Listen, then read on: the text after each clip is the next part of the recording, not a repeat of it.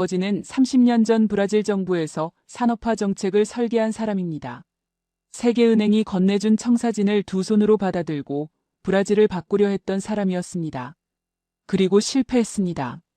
아버지는 그 이유를 끝내 찾지 못한 채 공직에서 물러났고, 저는 그 이유를 찾기 위해 하버드까지 왔습니다. 오늘 강의실에 들어서면서 저는 솔직히 큰 기대를 하지 않았습니다.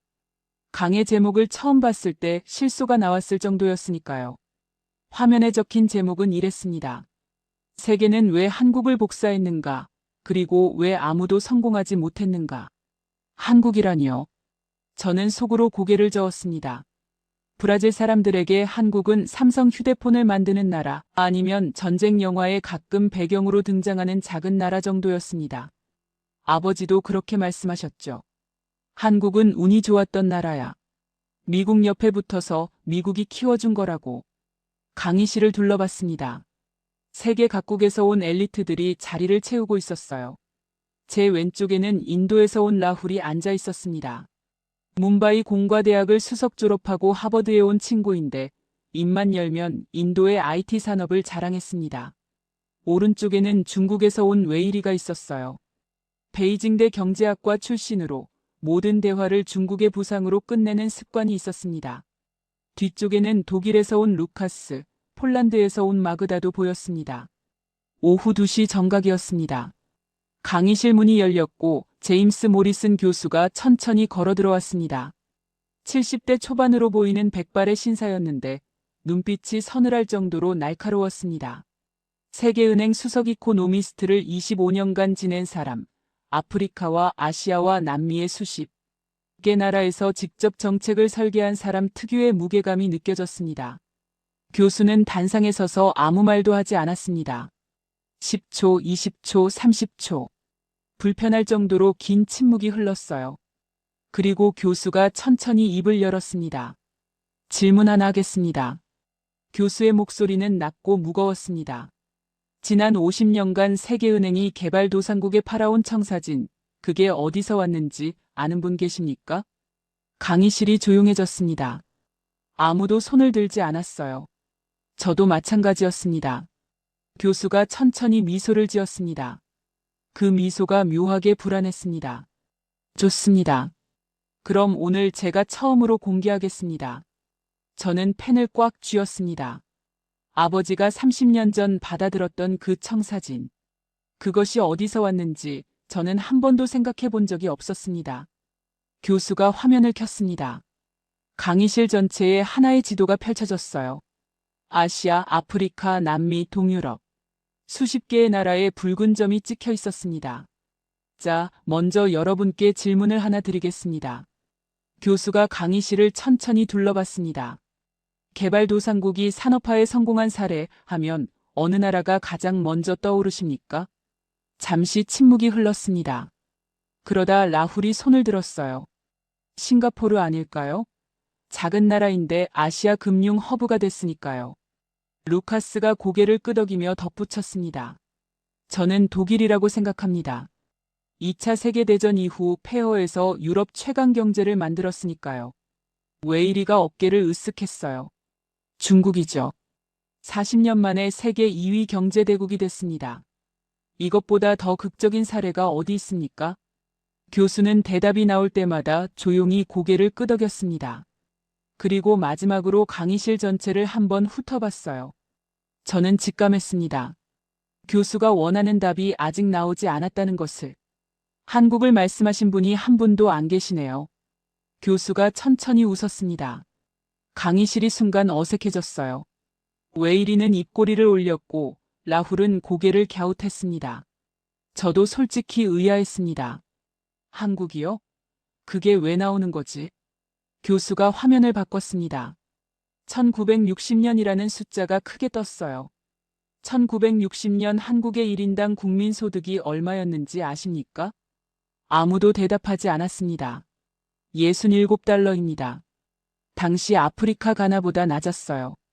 전쟁으로 국토가 불탔고 먹을 것도 없었으며 공장 하나 변변치 않았습니다. 세계은행 내부에서는 한국을 두고 이런 말이 돌았습니다. 이 나라는 원조 없이는 못 산다고요. 강의실이 조용해졌습니다. 저도 몰랐던 숫자였어요. 교수가 다음 화면을 켰습니다. 이번엔 2024년이라는 숫자가 떴어요. 2024년 한국의 1인당 국민소득은 33,000달러입니다. 60년 만에 500배가 됐습니다. 인류 역사상 이런 속도로 가난에서 벗어난 나라는 없었습니다. 루카스가 손을 들었습니다. 교수님, 하지만 그건 한국이 미국의 지원을 받았기 때문 아닌가요? 냉전 시대에 미국이 전략적으로 키워준 거라고 알고 있습니다. 교수가 고개를 끄덕였어요. 맞습니다.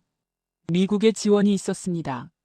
그런데 같은 시기에 미국 지원을 받은 나라가 필리핀, 베트남, 수많은 아프리카 나라들이었습니다. 그 나라들은 왜 한국처럼 되지 못했을까요? 루카스가 대답하지 못했습니다. 저도 마찬가지였어요. 교수가 화면을 바꿨습니다. 낡은 흑백 사진이 하나 떴어요. 허허벌판에 용광로가 솟아오르는 장면이었습니다. 1973년 포항제철입니다. 당시 세계은행은 이 사업에 돈을 빌려주길 거부했습니다. 이유가 뭔지 아십니까? 한국 같은 나라가 제철소를 만드는 건 불가능하다고 봤기 때문입니다. 기술도 없고 자본도 없고 경험도 없다고요. 웨이리가 끼어들었습니다. 그럼 어떻게 지었습니까? 교수가 천천히 말했어요. 한국이 스스로 지었습니다. 일본에서 기술자를 데려오고 국민이 허리띠를 졸라매며 만들었습니다. 완공 후 포항제철의 품질을 처음 본 세계은행 관계자가 뭐라고 했는지 아십니까? 화면에 글자가 떴습니다. 우리가 틀렸습니다. 이건 기적입니다. 강의실이 술렁였습니다. 교수가 말을 이었어요. 그때부터 세계은행이 달라졌습니다. 개발도상국에 청사진을 줄 때 포항제철 건설 방식을 교과서로 삼기 시작했어요.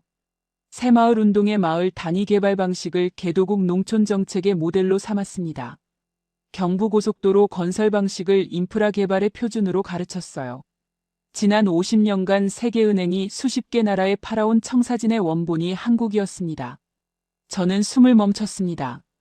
아버지가 30년 전 두 손으로 받아든 그 청사진. 그 청사진의 원본이 한국이었다는 말인가요? 교수가 강의실을 천천히 둘러보며 말했습니다.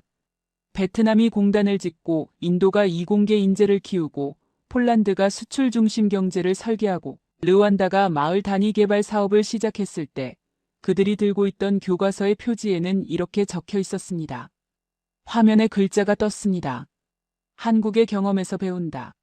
그런데 교수가 잠시 멈추더니 말했어요. 문제가 있습니다. 그 나라들은 전부 실패했습니다. 저는 손에 쥔 펜을 내려놓았습니다. 아버지 얼굴이 떠올랐어요. 그 청사진을 들고 브라질을 바꾸려 했던 아버지. 그리고 끝내 이유를 찾지 못한 채 물러난 아버지. 왜 실패했습니까? 제가 나도 모르게 소리내어 물었습니다. 교수가 저를 바라봤어요. 그리고 천천히 웃었습니다. 바로 그게 오늘 강의의 핵심입니다. 지금부터 하나씩 보여드리겠습니다. 교수가 새 화면을 켰습니다. 동남아시아 지도가 강의실 전면에 크게 펼쳐졌고 베트남이 선명한 붉은색으로 표시됐어요. 교수가 천천히 자리를 옮기며 말했습니다. 자, 첫 번째 나라입니다. 베트남.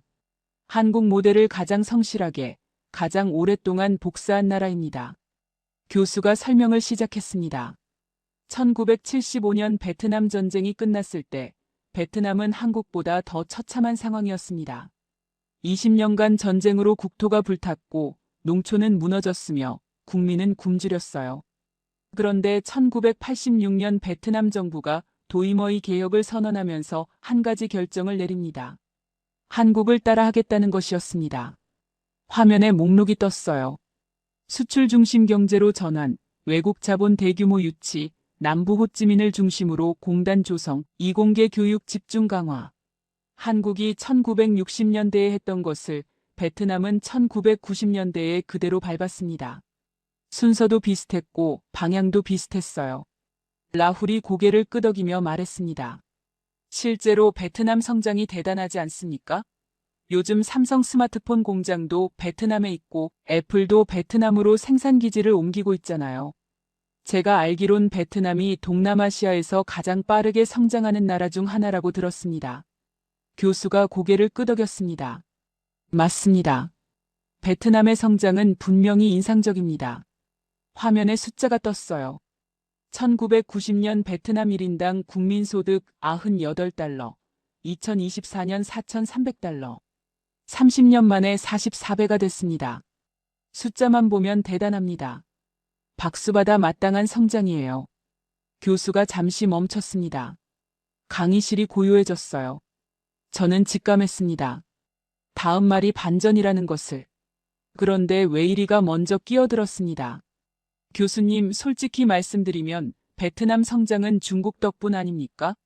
중국 기업들이 베트남에 공장을 짓고 중국 공급망이 베트남 수출을 떠받치고 있습니다. 한국 모델을 따랐다기보다 그냥 중국 경제권에 편입된 것 아닌가요? 교수가 천천히 고개를 끄덕였어요. 날카로운 지적입니다. 실제로 베트남 수출의 상당 부분이 중국산 부품에 의존하고 있습니다. 그런데 바로 거기서 문제가 시작됩니다. 화면이 바뀌었습니다. 한국과 베트남의 산업 구조를 나란히 비교하는 표가 떴어요. 한국은 1960년대 공단을 지을 때부터 한 가지를 끝까지 고집했습니다. 부품을 직접 만들겠다는 것이었어요. 포항제철에서 철을 만들고 그 철로 현대가 자동차를 만들고 그 자동차에 들어가는 부품을 또 한국 기업이 만드는 구조를 처음부터 설계했습니다. 당장은 비싸고 느린 길이었어요. 일본에서 미국에서 완제품을 사다 쓰는 게 훨씬 빠르고 쌌습니다. 하지만 한국은 그 고통스럽고 먼 길을 선택했어요. 교수가 잠시 숨을 고르더니 말을 이었습니다. 베트남은 달랐습니다. 공장은 지었지만 부품은 밖에서 가져왔어요. 중국에서, 일본에서, 한국에서 핵심 부품을 들여와 조립하는 구조였습니다. 빠르고 효율적인 선택이었어요.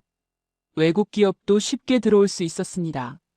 삼성이 베트남에 공장을 세운 이유도 땅값이 싸고 인건비가 저렴해서였지 베트남 기업의 기술이 뛰어나서가 아니었습니다.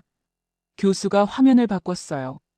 지금 베트남에서 삼성 스마트폰을 만들 때 들어가는 핵심 부품 가운데 베트남산이 몇 %인지 아십니까? 화면에 숫자가 떴습니다. 핵심 부품 자국 조달률, 베트남 12%, 한국 1970년대 기준 67%. 강의실이 조용해졌습니다. 라훌이 눈을 깜빡였어요. 교수가 말을 이었습니다. 베트남 공장에서 스마트폰이 만들어집니다. 하지만 그 스마트폰의 심장, 두뇌, 핵심은 전부 다른 나라에서 옵니다. 베트남은 조립만 합니다. 삼성이 내일 공장을 인도로 옮기겠다고 결정하면 베트남은 막을 방법이 없어요. 뿌리가 없기 때문입니다. 저는 조용히 노트에 적었습니다. 공장은 지을 수 있다. 하지만 뿌리는 복사가 안 된다. 루카스가 손을 들었습니다. 교수님, 하지만 그건 베트남이 아직 성장 초기 단계이기 때문 아닌가요? 한국도 처음엔 조립부터 시작했을 텐데요. 교수가 고개를 끄덕이며 말했습니다. 좋은 질문입니다. 맞아요. 한국도 처음엔 조립부터 시작했습니다. 1960년대 한국 공장에서도 외국 부품을 들여와 조립하는 일이 많았어요. 하지만 결정적인 차이가 있었습니다. 한국은 조립을 하면서 동시에 부품 기술을 배우겠다는 목표를 포기하지 않았어요. 기술자를 일본에 보내서 배워오게 하고 외국 기업과 협력할 때도 기술 이전 조건을 반드시 달았습니다. 그리고 10년 후, 20년 후를 내다보고 투자했어요. 교수가 화면을 다시 바꿨습니다. 베트남이 도이머의 개혁을 시작한 지 35년이 지났습니다. 그런데 지금도 핵심 부품 자국 조달률이 12%입니다. 35년 전과 비교해서 얼마나 늘었는지 아십니까? 화면에 숫자가 떴어요. 1990년 베트남 핵심 부품 자국 조달률 8%, 2024년 12%, 35년 동안 4% 늘었습니다. 웨이리가 나지막하게 중얼거렸어요. 거의 그대로네요. 교수가 고개를 끄덕였습니다. 겉모습은 똑같아 보였습니다. 공단도 있고 수출도 하고 외국 자본도 들어왔으니까요. 숫자도 화려합니다. 하지만 한국은 땅속 깊이 뿌리를 내렸고 베트남은 남의 뿌리 위에 앉아 있었습니다. 이게 한국 모델을 복사했지만 한국이 되지 못한 첫 번째 이유입니다. 강의실이 한동안 조용했습니다. 저는 창밖을 잠깐 바라봤어요. 아버지가 30년 전 브라질에서 공단을 설계했던 이야기가 떠올랐습니다. 공장은 지었는데 과연 뿌리도 심었을까요? 교수가 다음 화면을 켰습니다. 자, 두 번째 나라로 넘어가겠습니다. 교수가 화면을 바꿨습니다. 이번엔 인도 지도가 펼쳐졌어요. 남아시아의 거대한 땅덩어리가 강의실 전면을 가득 채웠습니다. 교수가 천천히 입을 열었어요. 두 번째 나라입니다. 인도. 인구 14억, 세계에서 가장 많은 이공계 졸업생을 배출하는 나라입니다. 제 옆에 앉아있던 라훌이 자세를 고쳐 앉았습니다. 인도 이야기가 나오자 표정이 달라졌어요. 자신감이 얼굴에 번졌습니다. 교수가 설명을 시작했습니다. 인도는 한국 모델에서 한 가지를 정확하게 골라 배웠습니다. 인재 육성이었어요. 한국이 1970년대부터 이공계 교육에 집중 투자해서 기술 인력을 키워낸 것처럼 인도는 IIT, 인도공과대학을 중심으로 세계 최고 수준의 이공계 인재를 길러냈습니다. 그 결과가 어떻게 됐는지 아십니까? 화면에 숫자가 떴어요. 미국 실리콘밸리 최고 경영자 가운데 인도 출신 비율 15%, 구글, 마이크로소프트, IBM 최고 경영자 전부 인도 출신. 강의실이 술렁였습니다. 라훌이 어깨를 펴며 뿌듯한 표정을 지었어요. 교수가 말을 이었습니다. 인도가 배출한 인재들은 세계 최고입니다. 이 점은 누구도 부정할 수 없어요. 그런데 질문이 하나 있습니다. 라훌을 바라보며 교수가 물었어요. 라훌 씨, 인도 반도체 산업은 지금 어떻습니까? 라훌이 잠시 멈칫했습니다. 하지만 이내 자신있게 대답했어요. 지금 엄청나게 투자하고 있습니다. 인도 정부가 반도체 산업에 100억 달러 이상을 쏟아붓고 있고 타타그룹이 반도체 공장을 짓고 있어요. 인도는 곧 반도체 강국이 될 겁니다. 교수가 고개를 끄덕였습니다. 맞습니다. 인도가 지금 반도체에 엄청난 돈을 쓰고 있다는 건 사실이에요. 그런데 화면을 한번 보십시오. 화면에 세계 반도체 시장 점유율 그래프가 떴습니다. 한국 75%, 대만 20%, 미국 3%, 기타 2%. 인도는 숫자조차 보이지 않았어요. 라훌의 표정이 조금 굳었습니다. 교수가 천천히 말했어요. 인도가 반도체를 꿈꾼 게 어제 오늘 일이 아닙니다. 2000년대 초부터 반도체 산업 육성을 이야기했어요. 20년이 지났습니다. 그런데 왜 아직도 이 그래프에 인도가 보이지 않을까요? 라훌이 대답하지 못했습니다. 강의실이 조용해졌어요. 교수가 화면을 바꿨습니다. 한국과 인도의 산업화 경로를 비교하는 표가 떴어요. 한국은 인재를 키우면서 동시에 공장을 지었습니다. 인재와 산업이 함께 자랐어요.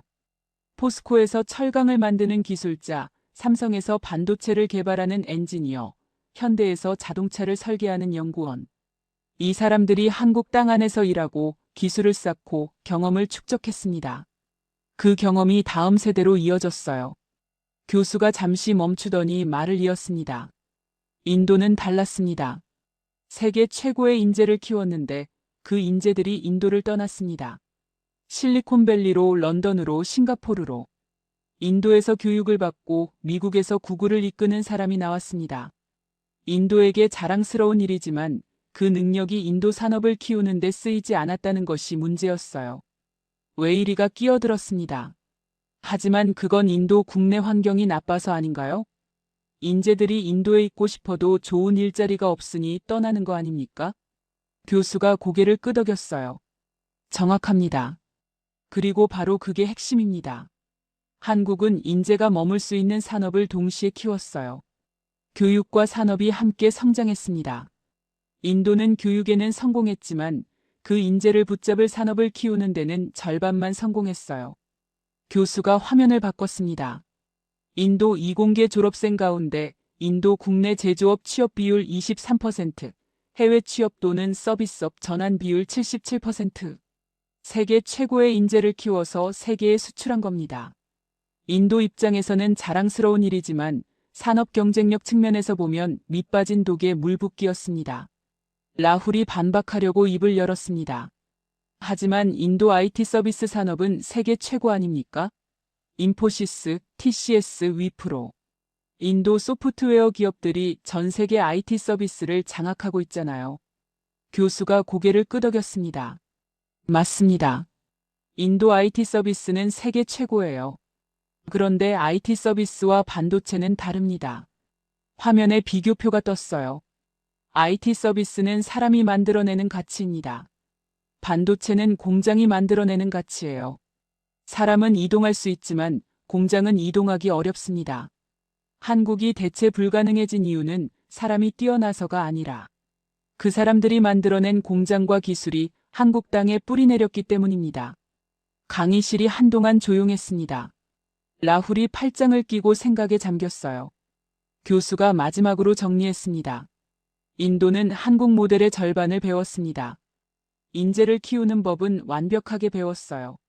하지만 그 인재를 자국 산업에 붙잡아두는 법은 배우지 못했습니다. 한국은 교육과 산업을 한 몸처럼 키웠어요. 인도는 교육과 산업을 따로 키웠습니다. 그 차이가 지금의 반도체 지도에 그대로 나타나 있습니다. 저는 노트에 한 문장을 적었습니다. 인재를 키우는 것과 인재를 붙잡는 것은 다른 이야기다. 교수가 물을 한 모금 마셨습니다. 그리고 다음 화면을 켰어요. 자, 세 번째 나라로 넘어가겠습니다. 교수가 화면을 바꿨습니다. 이번엔 두 개의 지도가 동시에 펼쳐졌어요. 왼쪽엔 유럽의 폴란드, 오른쪽엔 아프리카의 르완다. 전혀 다른 대륙, 전혀 다른 나라였습니다. 교수가 천천히 말했어요. 세 번째와 네 번째 나라를 함께 보겠습니다. 폴란드와 르완다.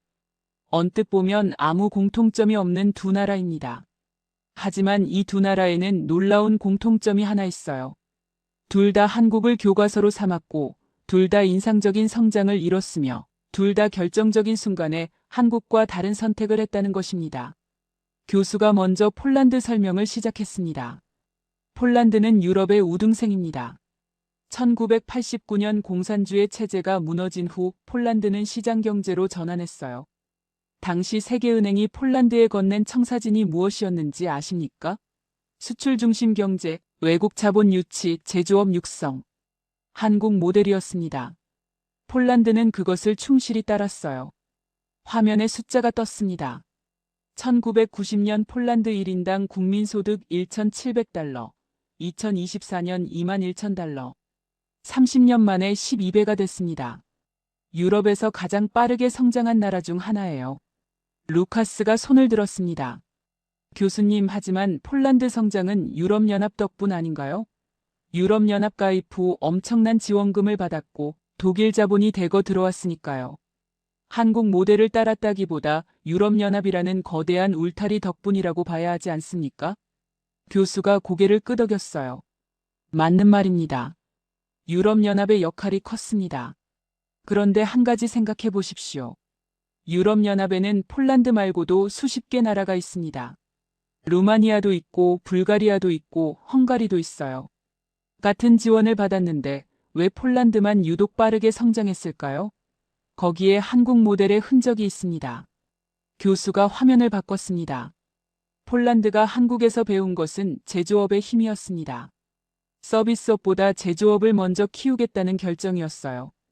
독일 폭스바겐, 한국 LG, 삼성의 공장을 유치하면서 단순히 공장만 세운 게 아니라 그 공장 주변에 부품업체를 키우고 기술 인력을 길러냈습니다. 화면에 숫자가 떴어요. 현재 폴란드 제조업 GDP 비중 23%, 유럽 평균 15%. 제조업 비중이 유럽에서 가장 높은 나라 중 하나가 됐습니다. 저는 고개를 끄덕였습니다. 여기까지는 한국과 비슷한 길이었어요. 교수가 목소리를 낮추며 말했습니다. 그런데 결정적인 순간이 왔습니다. 2022년 러시아가 우크라이나를 침공했어요. 폴란드는 러시아와 국경을 맞대고 있는 나라입니다.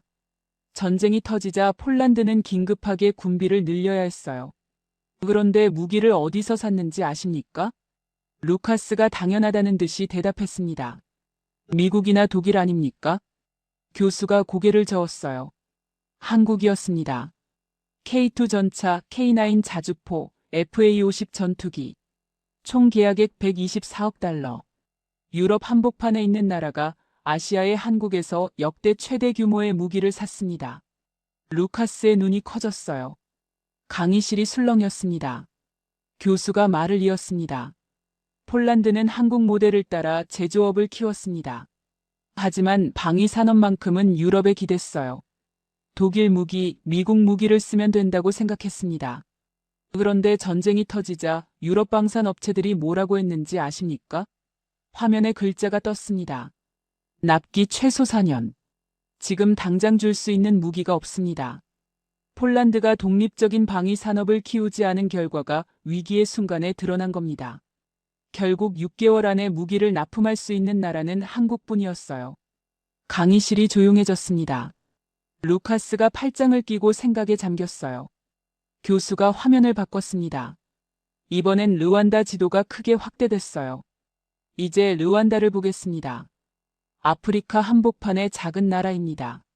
1994년 르완다에서는 인류 역사상 가장 끔찍한 비극 중 하나가 일어났습니다. 100일 동안 80만 명이 학살당한 제노사이드였어요. 나라 전체가 무너졌습니다. 강의실이 무거워졌습니다. 교수가 말을 이었어요. 그런데 그 폐허에서 르완다가 한 일이 무엇인지 아십니까? 한국을 공부했습니다. 전쟁의 폐허에서 일어선 나라, 아무것도 없던 나라가 세계 강국이 된 나라. 르완다 정부는 한국의 새마을 운동을 직접 배우러 한국에 사람을 보냈고 한국의 이통계 교육 방식을 르완다 교육 시스템에 이식했습니다. 화면에 숫자가 떴어요. 1994년 르완다 1인당 국민소득 140달러, 2024년 1,400달러. 30년 만에 10배가 됐습니다. 아프리카에서 가장 빠르게 성장하는 나라 중 하나가 됐어요. 웨이리가 끼어들었습니다. 그 정도면 성공 아닙니까? 10배면 대단한 거 아닌가요? 교수가 고개를 끄덕였습니다. 인상적인 성장입니다. 하지만 같은 기간 한국은 어땠는지 아십니까? 화면에 비교가 떴어요.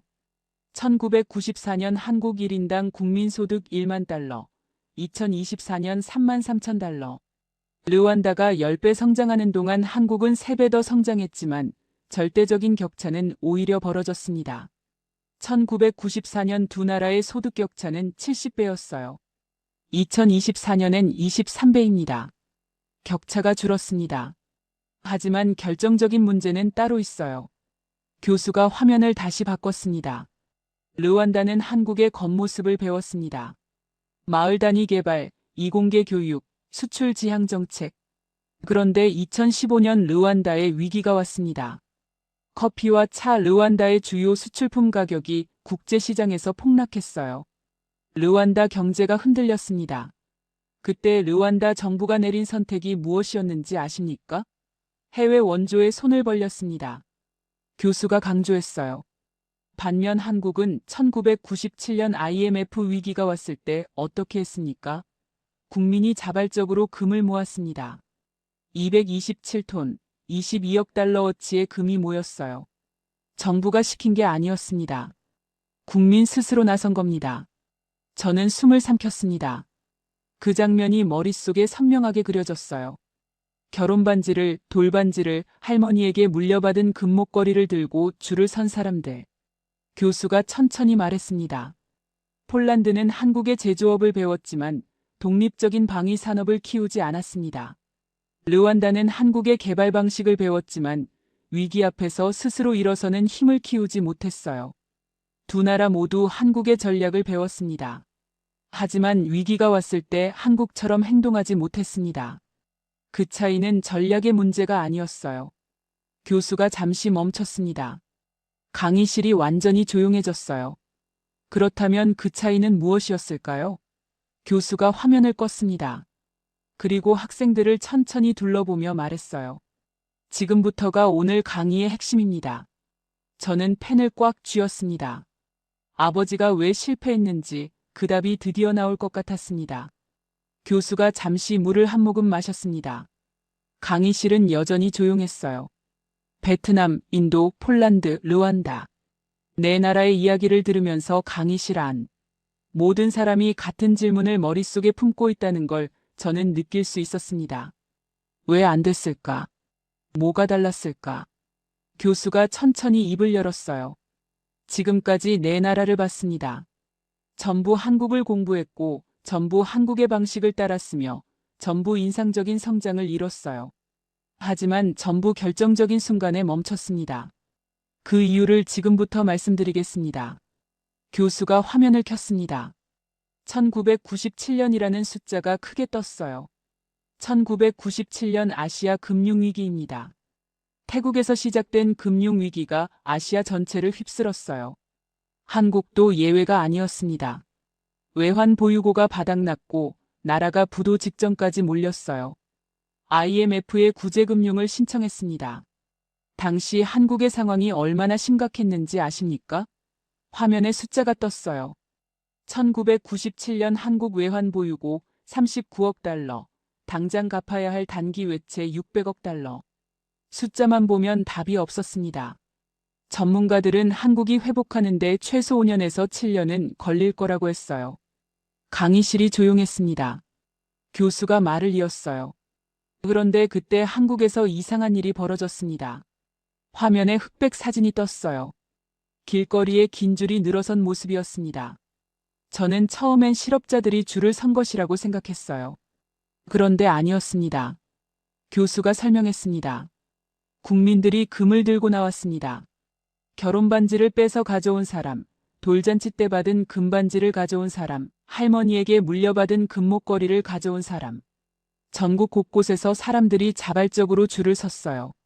정부가 강제한 것이 아니었습니다. 법으로 정한 것도 아니었어요. 방송에서 호소하자 국민이 스스로 움직인 겁니다.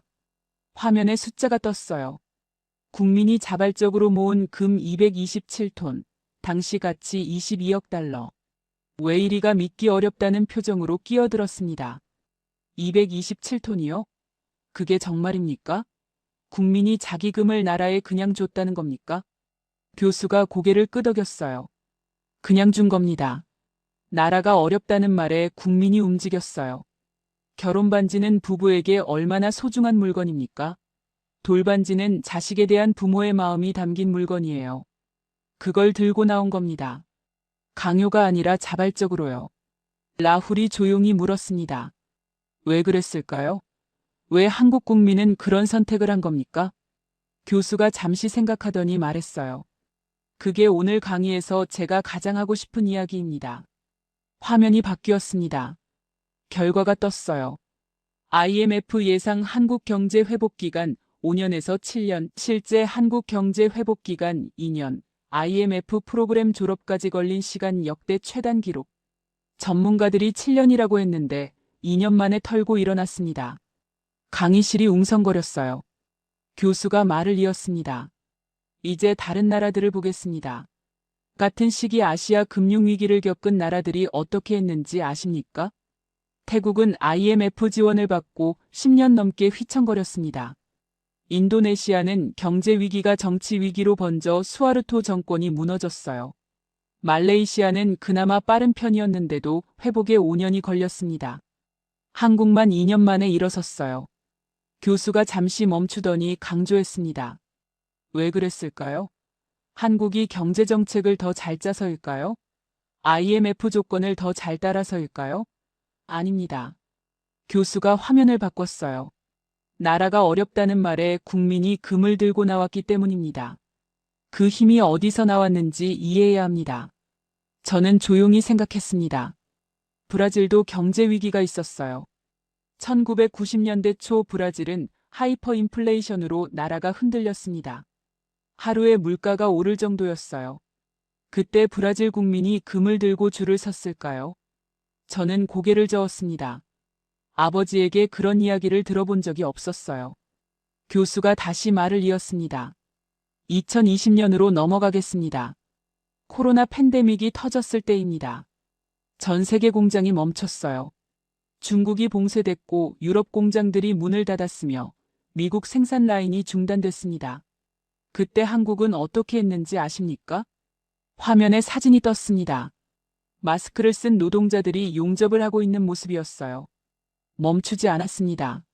현대중공업 거제 조선소, 작업자 전원 마스크 착용, 2미터 거리 두기, 발열 체크. 하지만 공정은 단 하루도 멈추지 않았어요. 2교대를 3교대로 늘렸고 식사 시간을 분산시켰습니다. 확진자가 나오면 해당 라인만 잠깐 소독하고 바로 재개했어요. 전 세계가 멈춘 사이에 한국은 오히려 납기를 앞당겼습니다. 루카스가 고개를 저으며 말했어요. 그게 어떻게 가능합니까? 코로나 상황에서 공장을 멈추지 않는다는 게 말이 됩니까? 교수가 대답했습니다. 가능했습니다. 그리고 이게 바로 복사할 수 없는 것의 정체입니다. 화면에 두 문장이 떴어요. 공장은 지을 수 있습니다. 하지만 나라가 어려울 때 국민이 스스로 움직이는 힘은 지을 수 없습니다. 강의실이 완전히 조용해졌습니다. 교수가 천천히 말했어요. 베트남은 공장을 지었지만 위기가 오자 외국 자본에 기댔습니다. 인도는 인재를 키웠지만 그 인재들이 위기의 나라를 떠났어요. 폴란드는 제조업을 키웠지만 안보 위기가 오자 남의 나라 무기가 필요했습니다. 르완다는 개발 방식을 배웠지만 경제 위기가 오자 해외 원조에 손을 벌렸어요. 전부 전략은 배웠습니다. 하지만 위기 앞에서 국민이 스스로 뭉치는 그 힘은 배우지 못했어요. 저는 손이 떨렸습니다. 아버지가 30년 전 받아든 세계은행의 청사진에는 그 힘이 적혀 있었을까요? 아마 없었을 겁니다. 그 힘은 글로 쓸 수 있는 것이 아니니까요. 교수가 마지막으로 말했습니다. 이게 세계가 한국을 복사하려 했지만 아무도 성공하지 못한 진짜 이유입니다. 교과서에 없는 것을 한국은 갖고 있었어요. 그리고 그게 무엇인지, 어디서 왔는지 지금부터 보여드리겠습니다. 교수가 새 화면을 켰습니다. 이번엔 세계 지도 전체가 펼쳐졌어요. 수십 개의 나라가 한국을 향해 선으로 연결되어 있었습니다. 화살표가 전부 한 방향을 가리키고 있었어요. 교수가 천천히 말했습니다. 지금까지 세계가 한국을 복사하려 했던 이야기를 했습니다. 이제 달라진 이야기를 할 차례입니다. 한국은 더 이상 복사의 대상이 아닙니다. 세계가 한국 없이는 안 되는 구조가 됐습니다. 웨이리가 팔짱을 끼며 말했어요. 그건 좀 과장 아닙니까? 한국은 인구 5천만의 작은 나라입니다. 중국 인구의 30분의 1도 안 돼요. 교수가 미소를 지었습니다. 숫자로 따지면 맞는 말입니다. 그런데 이걸 한번 생각해 보십시오. 여러분이 지금 쓰는 스마트폰 안에 반도체가 들어 있습니다. 그 반도체를 작동시키는 메모리의 75%가 한국에서 옵니다. 여러분이 유럽에서 프리미엄 전기차를 탄다면 그 배터리의 80% 이상이 한국산입니다. 러시아 가스를 못 쓰게 된 유럽이 다른 나라. 천연가스를 배로 실어 나르려면 그 배의 82%를 한국이 만들어요. 인구가 중요한 게 아닙니다. 대체할 수 없는가 없는가가 중요합니다. 강의실이 조용해졌습니다. 교수가 화면을 바꿨어요. 하나씩 보겠습니다. 먼저 반도체입니다. 요즘 인공지능이라는 말을 많이 들으시죠? 챗GPT, 구글 제미나이. 이런 인공지능을 작동시키는 것이 엔비디아라는 회사의 칩입니다. 그런데 그 칩이 혼자 작동할 수 있을까요? 아닙니다. 엄청난 양의 데이터를 저장하고 불러오는 메모리가 반드시 필요합니다. 그 메모리를 HBM이라고 부릅니다. 쉽게 말하면 인공지능의 기억력이에요. 화면에 숫자가 떴습니다. HBM 세계 시장 점유율, 한국 92%. 교수가 강조했어요. 엔비디아 칩이 아무리 뛰어나도 한국 메모리가 없으면 그냥 비싼 플라스틱 덩어리입니다. 구글도 아마존도 마이크로소프트도 인공지능 데이터 센터를 짓고 있습니다. 전부 한국 메모리 없이는 작동이 안 돼요. 라훌이 눈을 크게 떴습니다. 92%라고요? 그게 정말입니까? 교수가 고개를 끄덕였어요.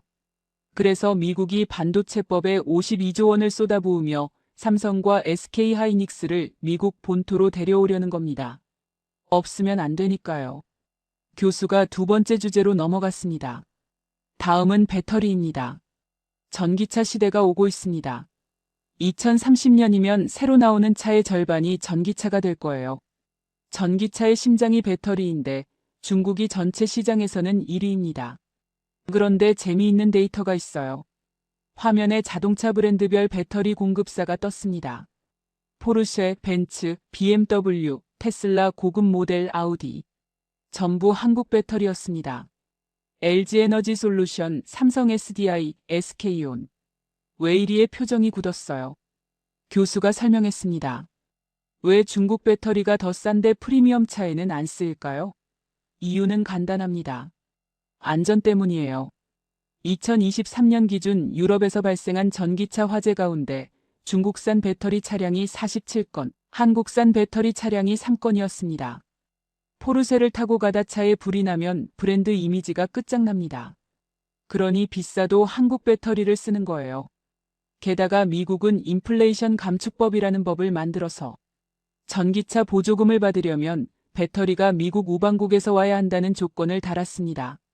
중국은 해당이 안 됩니다. 한국은 됩니다. 그래서 LG, 삼성 SDI, SK온이 미국에 공장을 줄줄이 짓고 있어요. 미국 대통령이 직접 공장 기공식에 참석할 정도입니다. 루카스가 손을 들었습니다. 교수님, 방산 이야기도 해주십시오. 아까 폴란드가 한국 무기를 샀다고 하셨는데 그게 어떻게 가능했는지 아직 이해가 안 됩니다. 교수가 고개를 끄덕이며 화면을 바꿨어요. 좋습니다. 방산입니다. 2022년 러시아가 우크라이나를 침공했을 때 폴란드는 긴급하게 무기가 필요했습니다. 유럽 방산업체들에게 물었어요. 전차 200대, 자주포 200문, 전투기 50대 줄 수 있냐고요. 유럽의 대답이 뭐였는지 아십니까? 최소 4년에서 5년은 걸립니다. 생산 라인이 없어요. 유럽은 오랜 평화에 익숙해져서 무기 생산 라인 자체를 줄여놨던 겁니다. 교수가 잠시 멈추더니 말했습니다. 한국은 달랐습니다. 기술적으로 아직 전쟁이 끝나지 않은 나라니까요. 한국과 북한은 지금도 휴전 상태입니다. 그래서 한국은 항상 무기 생산 라인을 풀가동 상태로 유지하고 있어요. 폴란드가 한국에 물었습니다. 얼마나 빨리 줄 수 있냐고요. 한국의 대답은 내년부터 납품 시작할 수 있습니다였어요. 계약 후 4개월 만에 첫 물량이 폴란드에 도착했습니다.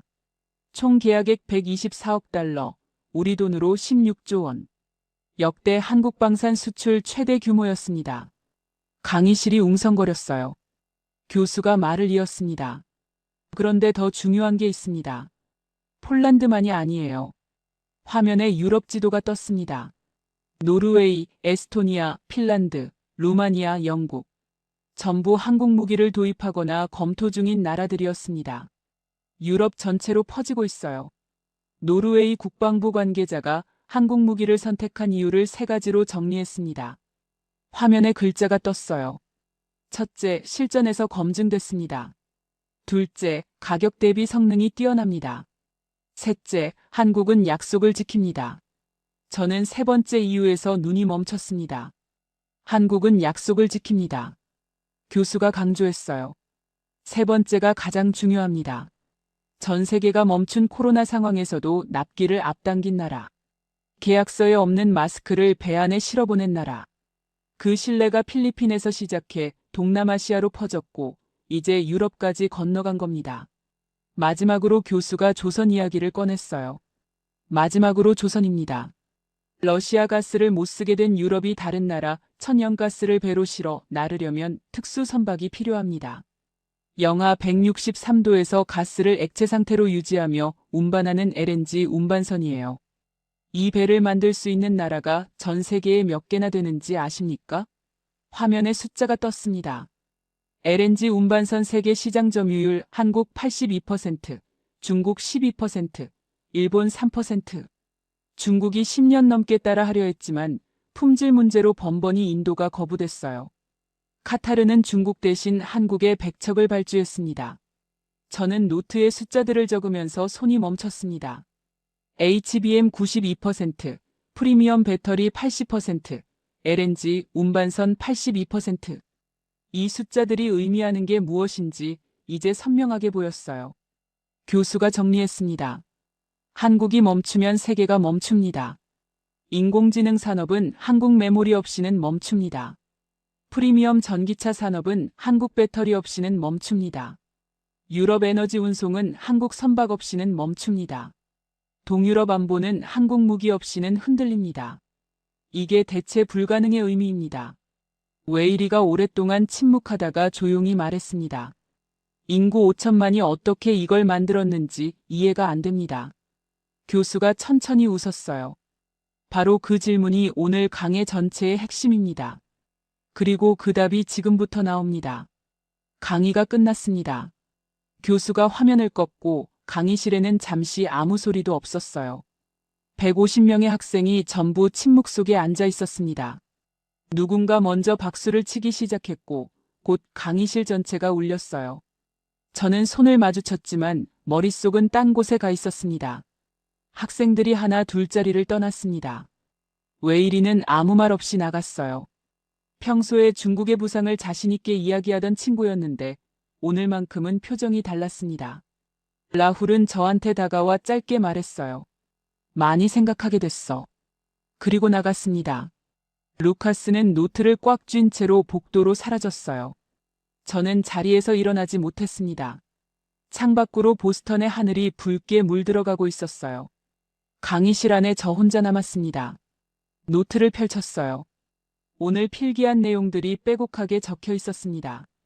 HBM 92%, 프리미엄 배터리 80%, LNG 운반선 82%, IMF 2년 만에 졸업, 금 227톤, 코로나에도 멈추지 않은 공장. 숫자들이 줄줄이 이어져 있었어요. 그런데 그 숫자들 아래에 제가 무의식적으로 적어놓은 문장이 하나 있었습니다. 왜 브라질은 안 됐을까? 저는 오랫동안 그 문장을 바라봤습니다. 아버지 얼굴이 떠올랐어요. 30년 전 세계은행이 건네준 청사진을 두 손으로 받아들고 브라질을 바꾸려 했던 사람. 포항제철을 모델로 브라질 북동부에 제철소를 짓고 새마을 운동을 참고해서 농촌개발 사업을 설계하고 수출 중심 경제로 전환하려 했던 사람.